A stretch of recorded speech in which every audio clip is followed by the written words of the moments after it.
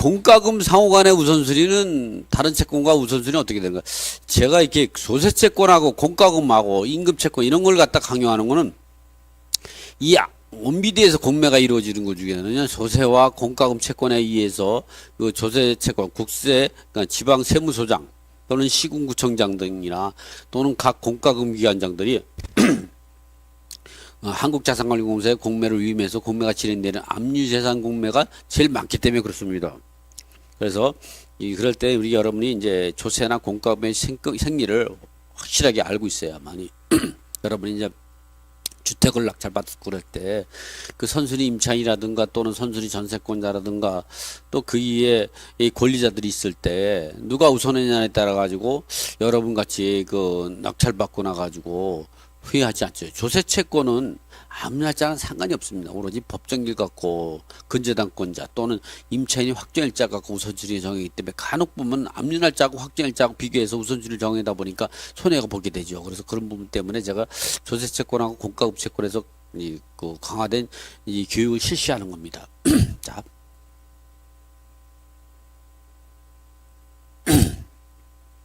이 공과금 상호 간의 우선순위와 다른 채권 간의 우선순위 어떻게 되는가? 이러한 공과금이란 조세채권이에요. 공과금이란 이렇게 공과금이란 뭐냐? 조세채권, 국세나 지방세 이에 국가 또는 지방자치단체자가에 대해 공적 부담금으로 국세지법 체납 처분 또는 국세지법 징수유예에 따라 징수할 수 있는 채권을 말한다. 이러한 공과금이 미납된 경우 국세지법상 체납처분에 따라 압류, 참가압류, 겨부 청구가 가능하다. 다만 공과금에는 법률상 우선순위가 정함에 있는 공과금과 법률상 우선순위가 정함이 없는 일반 채권에 불과하는 공과금이 있다. 이런 얘기를 알아주시면 됩니다. 여러분 이 법률적 우선권이 있는 공과금은 4대 보험을 말하는 겁니다. 이러한 4대 보험, 공과금 상호 간에는 법률적 우선 변제권이 있는 우선순위가 있는 공과금 상호 간에는 우선순위는 어떻게 되냐? 동순위가 원칙입니다. 동순위가. 여러분 따라서 동순위가 원칙이다. 동순위가 원칙. 공과금 상호는 동순위다. 이 법률상 우선순위에 정함이 없는 4대 보험 이 공과금끼리는 이 법률상 우선순위에 정함이 없는 공과금끼리만 있는 경우 공과금의 납부 기한의 우선순위는 무시되고 동순위로 안분배분하게 된다.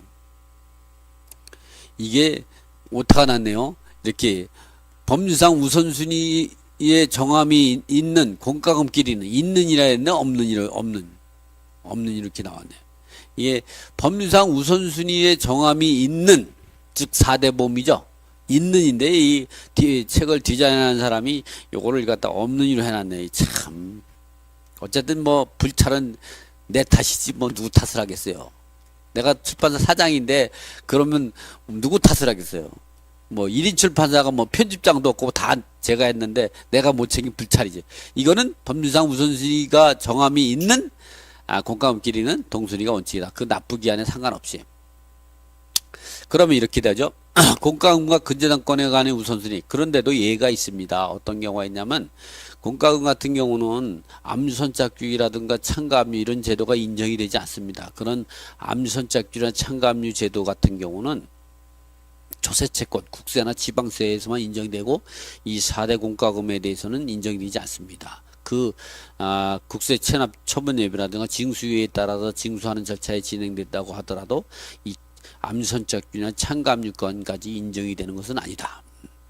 그럼 공과금 상호 간에는 동순위가 원칙이지만 외의적인 게 있습니다. 어떤 경우 공과금과 근저당권의 우선순위는 이들 간에는 납부기한과 공과금이 납부기한과 일로 공과금이 납부기한은 1월 1일부터 1월 30일까지 부과 대상은 2월 10일 납부기한입니다. 국민건강, 국민연금 마찬가지입니다. 물론 고용보험이나 산재보험 또 다르게 판단하지만 그러니까 2월 10일인데 근저당이 2월 9일날 설정이 됐다면 근저당이 우선하는 거죠. 그러나 2월 10일날 근저당이 설정됐거나 그 이후에 설정됐다면 근저당이 후순위가 된다 이 말이죠. 압류하고 상관없이.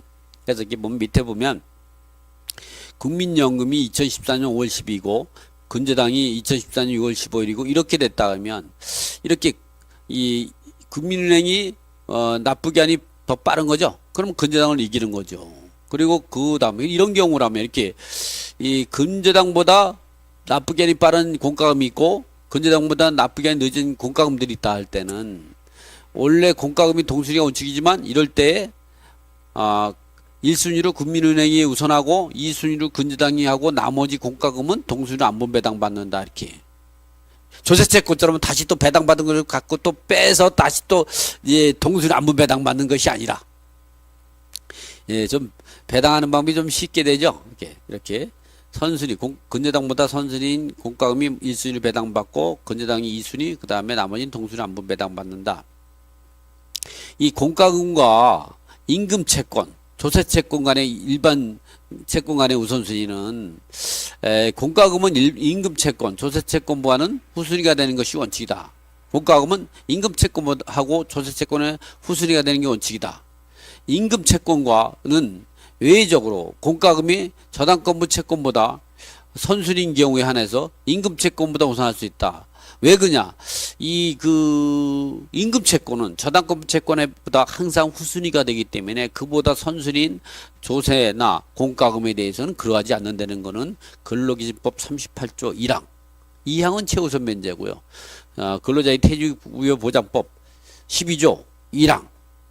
2항은 최우선 면제에 관한 내용이고 1항은 일반 임금에 관한 얘기입니다. 그러나 일반 채권에 그렇다고 해도 공과금은 일반 채권에 관해는 그 시기를 구분하지 않고 항상 선순위가 된다 이 말이죠. 그래서 가압류가 있고 가압류와 동순위 후순위로 근저당이 있고 근저당보다 납부기한이 빠른 조세채권이 있다면 가압류와 근저당은 동순위고 근저당은 공과금을 이기고 공과금은 가압류 채권을 이겨서 순환 흡수 배당하게 되는 거죠. 그런 결과 때문에. 자, 요거 부분은 그러니까 공과금 채권 간의 상호 간의 우선순위는 공과금 상호 간의 우선순위와 다른 채권가 있을 때에는 지금까지 다시 설명드리면 어떤 경우가 있느냐 다시 설명을 드리면 공과금 상호 간에는 동순위가 원칙이다. 그러나 공과금도 근저당보다 선순위이고 그 후에 근저당권이 있고 그 근저당보다 납부기한이 늦은 공과금들이 따르면 근저당보다 빠른 납부기한이 먼저 배당을 받고 그리고 근저당이 받고 나머지 게 동순위로 받게 되니까 이 공과금 간에도 저당권부 채권보다 선순위인 공과금이 우선권이 주어지는 예외 조항이 있죠. 그래서 공과금은 조세채권보다 항상 후순위입니다. 그리고 일반 채권에 대해서는 항상 선순위입니다. 그리고 이제 그 저당권부 채권, 근저당이나 담보가등기, 전세권, 확정일자 임차권, 그다음에 등기된 임차권 요거하고 따졌을 때는 이 납부기한하고 공과금이 납부기한하고 저당권부 채권이 등기 날짜보다 납부기한이 빠르거나 같을 때는 공과금이 우선하지만 먼저 성립된 저당권부 채권에 대해서는 후순위가 된다. 임금채권하고 상계하는 임금채권은 일반 임금채권 같은 경우는 공과금 채권에 대해서 조세나 공과금에 대해서 우선하는 게 원칙이고 그리고 일반 채권에서는 항상 우선하지만 이 조세 채권이나 공과금 채권이 저당권부 채권보다 이 선순위인 경우는 후순위가 된다. 왜 그러냐? 임금 채권이 저당권부 채권한테는 항상 후순위이기 때문에 저당권부 채권보다 우선하는 조세나 공과금에 대해서 우선하게 된다면 이 조세나 공과금이 근저당 저당권부 채권이고 저당권부 채권 임금 채권이고 임금 채권은 조세 공과금 채권을 이기기 때문에 순환 배당을 하게 되는 경우 A는 B보다 우선하고 B는 C보다 우선하고 C는 A보다 우선한 순환 배당을 서로 물고 물리는 순환 배당을 했기 때문에 그런 걸 없애기 위해서 이러한 제도를 두고 있다.